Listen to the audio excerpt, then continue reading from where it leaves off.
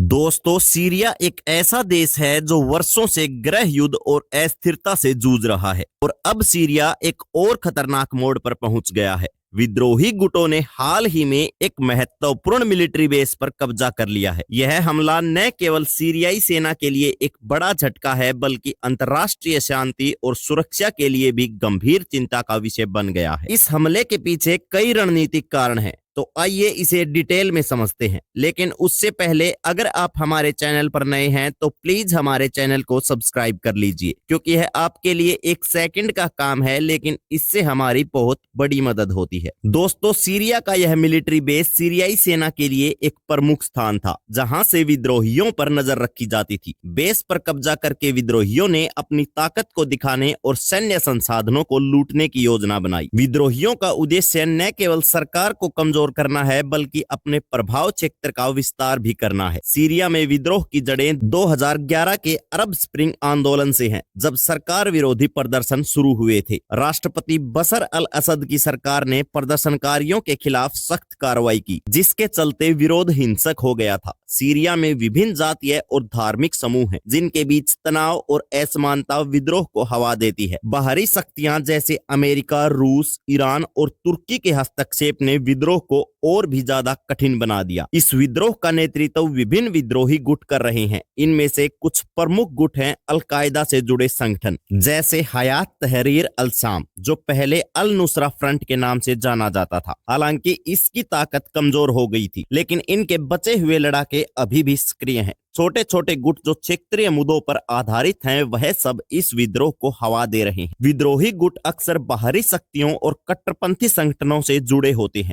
Al Qaeda और ISIS ये संगठन विद्रोहियों को वैचारिक और आर्थिक समर्थन प्रदान करते हैं। कुछ गुटों को क्षेत्रीय ताकतें जैसे तुर्की और कतर समर्थन दे रही हैं, जबकि ईरान और रूस असद सरकार का समर्थन कर रहे हैं। बशर अल असद की सरकार इस संकट से निपटने के लिए लगातार संघर्ष कर रही है। सरकार ने विद्रोही क्षेत्रों पर कड़ा नियंत्रण रखने के लिए सेना को सक्रिय कर रखा है। वहीं रूस सरकार को सैन्य और राजनीतिक समर्थन दे रहा है। असद सरकार मानवाधिकार उल्लंघनों और दमनकारी कार्रवाइयों के लिए आलोचना झेल रही है। सीरिया में हालिया घटनाओं में अल-कायदा से जुड़े गुटों का नाम इसलिए सामने आ रहा है क्योंकि ये गुट अपनी विचारधारा को फैलाने के लिए विद्रोह का फायदा उठा रहे हैं। अल-कायदा और उससे जुड़े गुट हथियार और सैन्य वाहनों को लूटकर अपनी ताकत लगातार बढ़ा रहे हैं। अल-कायदा के बढ़ते प्रभाव से अन्य देशों में आतंकवाद के फैलने का खतरा है। वहीं विशेषज्ञों का मानना है कि सीरिया में बढ़ता विद्रोह कहीं तालिबान जैसी स्थिति उत्पन्न ना कर दे। अल-कायदा और अन्य गुटों का प्रभाव बढ़ने से वैश्विक स्तर पर आतंकवाद का खतरा बढ़ सकता है। तो दोस्तों, सीरिया में बढ़ते हुए विद्रोह के बारे में आपकी क्या राय है? अपने विचार नीचे कमेंट बॉक्स में साझा जरूर करें और इसी तरह की डेली करंट न्यूज से अपडेट रहने के लिए सब्सक्राइब करें हमारा चैनल नेशन हर्ट। जय हिंद, जय भारत, धन्यवाद।